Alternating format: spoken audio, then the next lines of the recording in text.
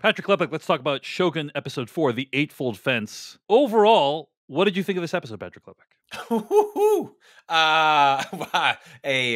Swings in a lot of directions. Obviously ends in a really interesting place that sets up a lot of dominoes to fall for the future. But I liked a lot of the character development in this episode. I think it does both a great job, I think, providing exceptional depth to the characters that we know, moving certain characters off the stage to give more characters time to be characters, and yet at the same time really meaningfully advances the plot and the arc of the season in ways that had me hooting and hollering by the end. Yeah, absolutely. In a way that I am like,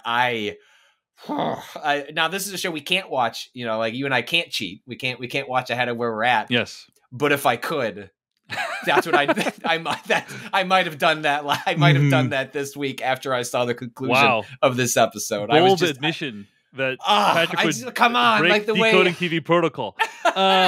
So I thought this was a great episode. And honestly, people have been comparing this to Game of Thrones. It's similar to Game of Thrones in that it creates this whole other world of these warring factions that you kind of get really engrossed in.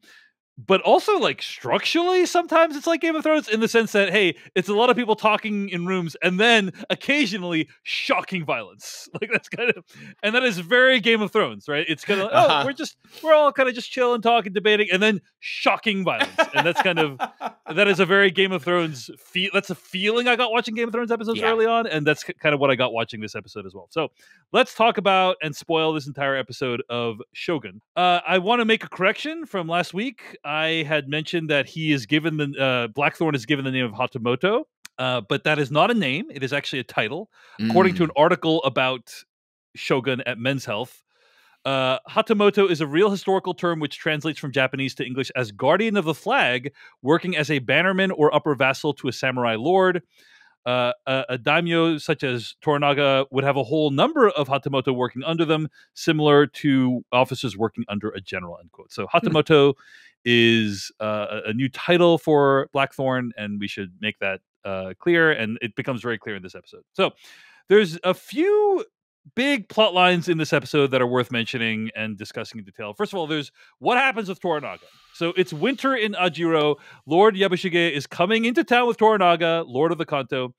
And Toranaga at that point tells Yabushige that he's resigned from the Council of Regents. Yabushige doesn't take this news well. He's starting to freak out about it, but he doesn't have much time to think about it because he's already gotten to their destination.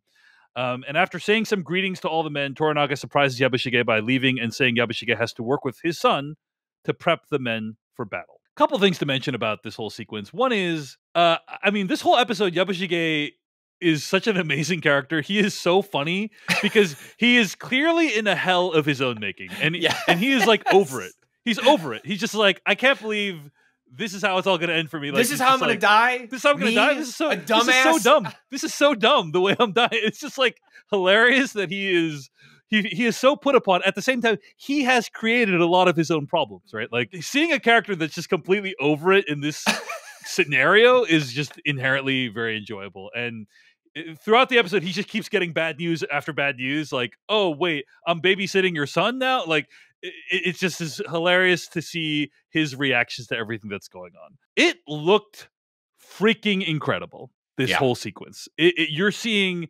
hundreds of men dressed up in full regalia, and it doesn't look like they're, I'm sure CG was used, but it doesn't look like it.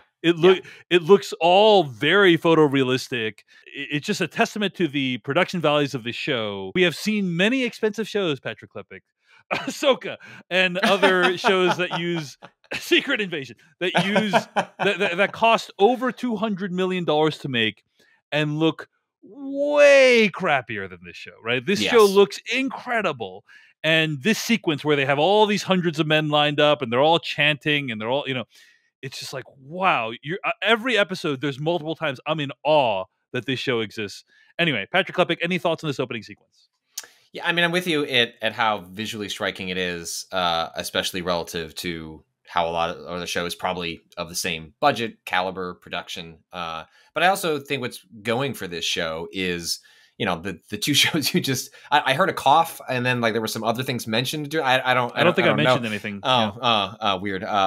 Someone write in, let me know if you heard anything. But it's those are shows where your eyes drift, right? Because what is there to watch? You are often drifting between the attempt to dazzle you with the effects on screen, because the character work isn't really worth paying that much attention to. There's not much to grip onto. I think part of what works in this show's favor is, exceptional work by teams handling the intermingling of physical objects, digital objects, how all that stuff is staged and set up. Like, I think that is all masterfully done, but also your eyes are just fixated on the performances, like these characters in front of you. And I think that allows them to then get away with more because you are just so centrally focused. Like, how do you take your eyes off Toranaga? You just don't. And so I think that all of that stuff contributes to the visual storytelling of the show and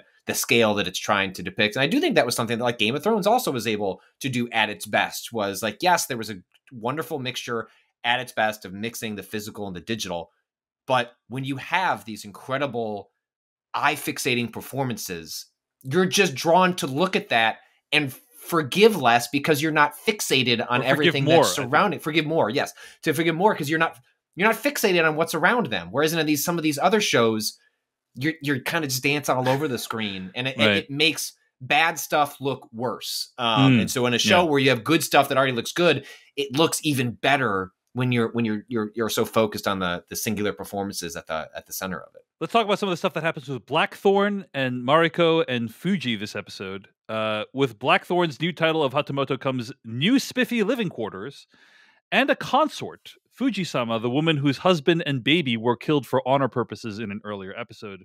Mariko explains that it will take 6 months to train the men, and Blackthorn does not take any of this well, because he basically interprets it as another prison sentence. The next day, there is tension as Blackthorn is escorted to the training grounds, but doesn't want to surrender his guns. Fuji intervenes and wins respect from all parties. I actually really, appreciate how the Blackthorn and Fuji relationship is developing.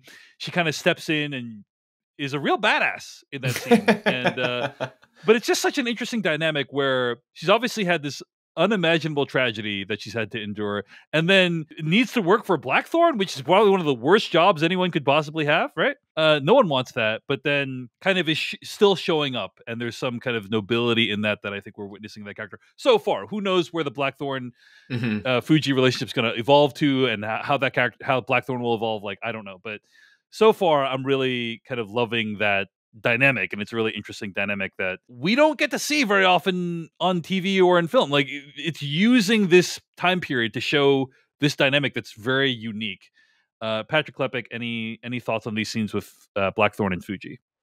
Well, I just love, especially contrasted against a scene we get later that we'll get into when Blackthorn presents, a weapon, like a gun, and the way she recoils at like this disgusting, like, what would I do with this contraption?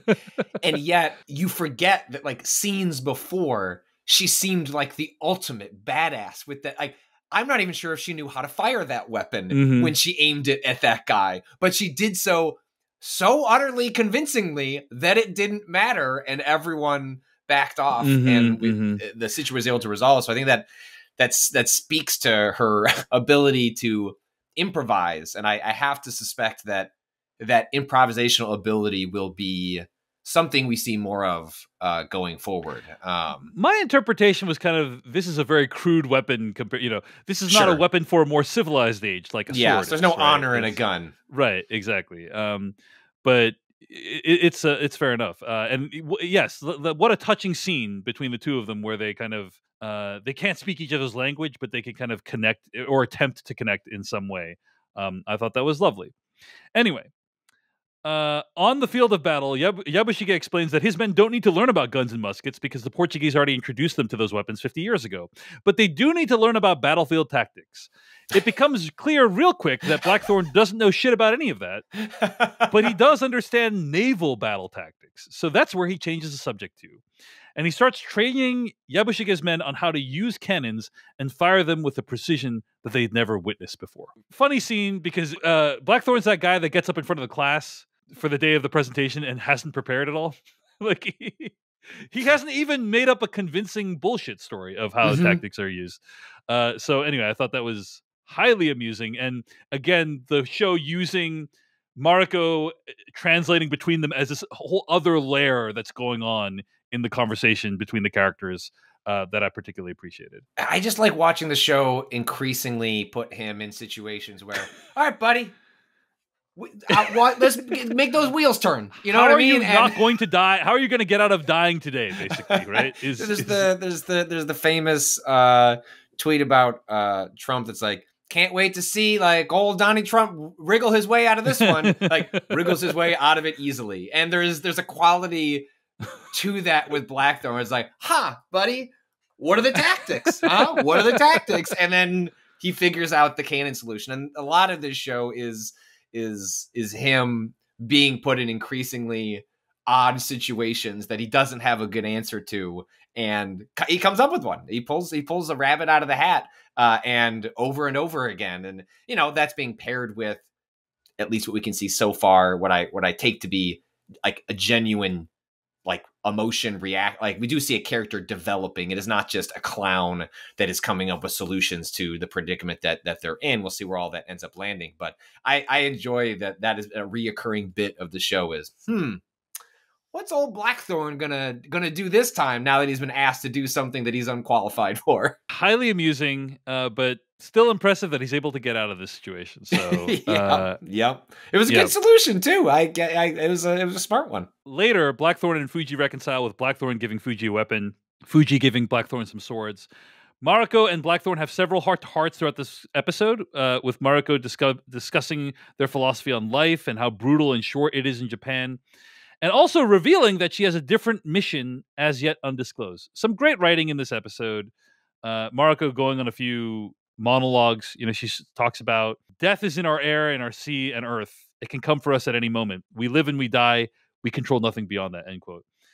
And you are reminded that Japan is a country that has had a lot of tragedy when it comes to natural disasters and man-made disasters and man-made attacks and so on and so forth.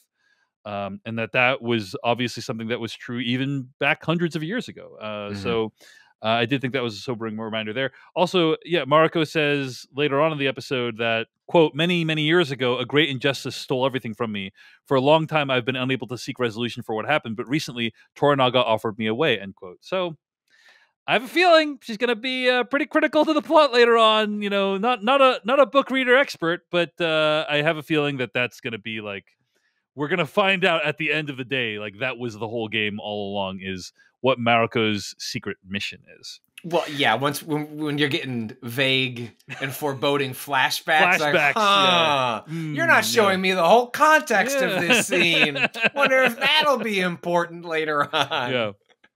But it's nice to see that there's a little more increased depth to the character. Like that's a lot of what this episode accomplishes in general, is I think really rounding out how deep these characters are going to go, and her in particular. Later that night, Blackthorn is visited by a woman who sleeps with him. The next day, Mariko claims that it was a courtesan that was sent to his room, but was it? ? Patrick Klepek, I have watched the tape several times, and I've read writing on it. A lot of people seem to think it was Mariko, and I'm going to put this out there. I think it was meant to be ambiguous. The lighting is such that her hair is a little bit, the hair of the person who sleeps with him is a little bit different than Mariko's hair, like a little bit. But I think we are meant to think it was Mariko, but that it is ambiguous enough that you could interpret it either way. Either way, assuming it was Mariko, she would tell that story anyway, because it would be wildly inappropriate for her to sleep with him. So that would be the kind of the cover story they use. And then she kind of gives Fuji a look of like, hey, yeah, we both thought it'd be a great idea. And Fuji's like, I have no idea what you're talking about, But what was your interpretation of what actually went down there? Well, it's funny because when in the scene before, when Blackthorn is, out taking a bath, he's not got clothes on. Mariko shows up, and I'm like, no, I didn't want this arc to occur. I was actually whispering to myself, don't have sex. Don't have sex. Wow. Because I'm just, again, this story is so thoughtfully crafted. And it's a very, warmed over trope of, white dude parachutes into foreign land and, women fall in love with it. We've seen it many times, Avatar and The Last Samurai and Dances with Wolves. Like, we've seen it many times. This is based on an old text, right? So like it would not be shocking for it to have right, but they've also made changes, so it's like, who knows? Correct. Who knows, right? I have no idea, and I'm doing my best to not read ahead on or have comparative analysis that's incorporating the book and the miniseries, so I can try and take it as it is. But if Mariko is choosing to lay with him, that will continue to be that will be some point that is brought up later. If the alternative is possible, in which she truly did set something up for him. She's calculating. Like, a huge part of what happens in this episode is she is not impulsive. She is not reactionary. She is thinking multiple steps ahead to accomplish whatever is going to satisfy this, this tension in her heart, this revenge she is seeking, this resolution she is seeking. And so, I guess that's the one thing I take away from it is if that was her, then she's got her reasons, and I'm interested to see what those reasons are. And I'm hopeful that it's again, there's more nuance to it than just like the sexy white guy showed up to a foreign land and then she had sex with him. This show's too smart for that, so I'm willing to go either way. But I'm also at this point. Fair. But also, like, did you think that was actually her that had sex with him? That's what I thought. That's what I thought. In the moment, I 100% thought it was her. Like, that's, and I think the show is doing that on like, they just went to a sexy time pond and like had a close moment. And then like, it's part of a punchline as well, right? Like the ambiguous nature of it makes for a very funny exchange the next morning. And so, it's both humorous and intimate and interesting. And I think we will get an answer to it one way or the other. Yeah, in short I think you're probably right about that, but it is, I sound like a pervert, but it's like, I literally just went back, and it is expert the way they lit that scene, because it just leaves just enough ambiguity for you to maybe think it wasn't her. Like, I do think there is enough ambiguity for you to legitimately believe it was not her. We'll see how that relationship plays out, but I was like, wow, it's very rare to see something like that where you watch a thing and then you're like, oh, I know that's character A having sex with character B. And then the next morning it's like, actually, what if it wasn't? You know, and I'm like, what? Like, and then I had to go back and rewind. Okay, anyway. It wasn't that graphic, okay? It wasn't that graphic. So it's not like I was rewatching that for that reason. Anyway, let's talk about what happens with Yabushige this episode. Yabushige is desperately trying to play both sides and failing miserably. And at the end of the episode, Ishido's men arrive to basically ask, hey man, what's the deal with you? You were supposed to be on our side, right? Yabushige insists that Ishido's men stay the night so they can see what Toranaga's men are working on. Meanwhile, Toranaga's son Yoshii is unhappy with what he perceives to be Yabushige's treachery. We also, by the way, get a separate scene of, I think it's Omi, Yabushige's nephew, getting Lady Macbethed by the woman that he is sleeping with. So, anyway. The next morning, when Ishido's men are there to view a demonstration of the cannons, Yoshii turns the cannons on them.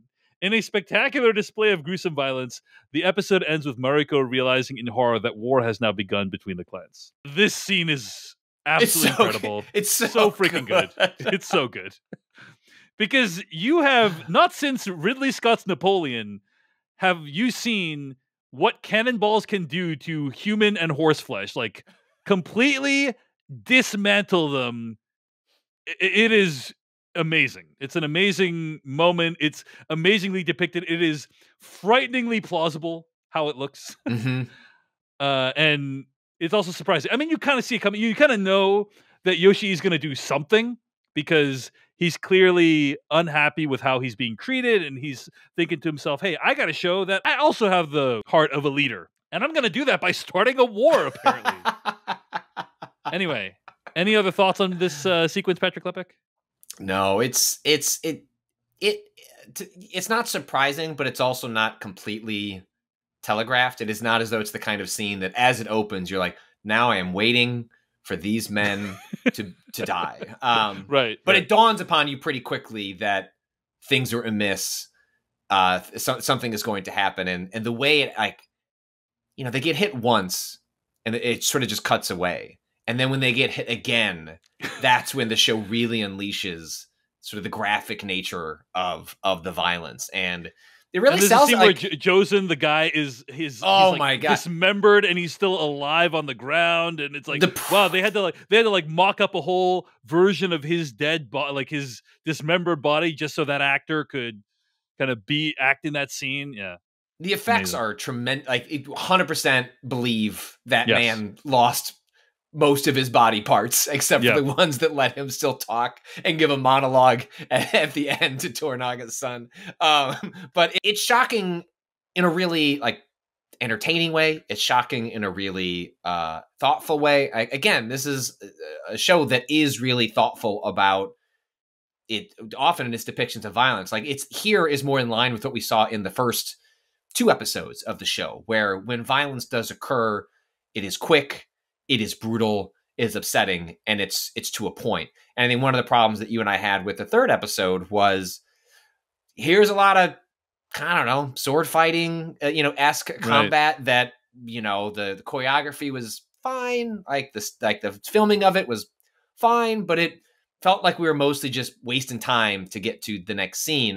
And I think this show is at its best when it is similar to Game of Thrones. It is using violence to make a story point. And I think, not that I am sure there are big battles to come in Shogun. Like, there is not a chance that we aren't going to get a castle siege. There's not a chance that we're not going to get, armies charging at each other from across the way. Yeah. But I find the show to be at its best when it's using all that to be a point, as opposed to, look how epic we are. Like, look at what we staged. And here is the show at its best. And it just had me, on the edge of my seat to find out Toranaga is, I don't think he's going to be happy, David. I don't think he's going to be psyched about this development. Yeah, it's a well taken point, Patrick Klepek, about how the show, when it deploys violence strategically, right? Mm-hmm. That's it. There's 1 or 2 moments of violence in this episode, and that is way more interesting in general than having a whole episode of decent set pieces. Which is kind of what last episode was. Yeah. I do just want to say it is really funny to watch Yabushige trying to play both sides, literally while everyone is kind of in the same space. I would never betray your father. I'm betraying his father. yeah. I would never. The idea that I would even betray your father is insulting to even contemplate. And like, meanwhile, he's literally doing it. Like, he's like, by the way, we're betraying him. Okay, so FYI, do not kill this guy. This man needs to be here to the final episode. I've pivoted. Like, I need my clown boy to be here to the bitter end. Like, he is such a fun character, and I love the idea of him just spinning all these plates, but they're constantly breaking. And like, he's, oh no. It's so good. The problem is he hasn't really, like, until this episode, he didn't really choose a side, right? I think he was still playing both sides, but he didn't really a side's chosen as opposed to him choosing. Right. I mean, now it is chosen, right? But like, as of this episode, he wasn't fully on board with Toranaga. Yeah. Nor do I think was he fully on board with Ishido at that point. And now he has to kind of throw his lot in with Toranaga, or I mean, I feel like he's probably going to betray Toranaga at some point. That's probably in the mix, but but that's his problem. Is like people who don't choose a side, who play both sides. They are often the people looked upon in the least favorable light in these types of shows, and they usually guess their just desserts. But I just love that it's a character who like understands the absurdity of his situation, right? It's he's not like Littlefinger. Littlefinger was always like extremely serious about his job, and Yabushige is like, wow, like, I guess I'm screwed, and it's really dumb the way I'm screwed, And it's nice to have a funny character in, like, that's rare in a show that is otherwise so deathly serious. And this show is very serious and somber. And now, one could argue Cosmo Jarvis's accent is itself a human. Did you see like the quote where he was like, it was so much worse. The accent I pitched was so much worse, and the directors told me to tone it down and like release the Jarvis cut. Like, give me give me what he claims to be the exaggerated version of that accent and that approach. I need to hear it. Indeed. All right, Patrick Klepek, any closing thoughts on this episode of Shogun? Of course, we'll be covering the next episode on next week's episode of the podcast. But, no, I just want to see Tornaga's reaction. I just need to. I am sure that's going to happen early in the next episode, and I'm just excited for him to get back because it just seems things are currently a shit show, David. Even if they do have the cannons. Hey everyone, David Chen here. Thank you so much for watching that video from Decoding TV. If you want to get an audio version of the show, all you got to do is go to podcast.decodingtv.com. And if you want to support what we do, get ad-free episodes of the podcast and also bonus episodes of the podcast, go to decodingtv.com and become a paid member. Of course, you can also like and subscribe for more. We appreciate it. Thanks. See you later.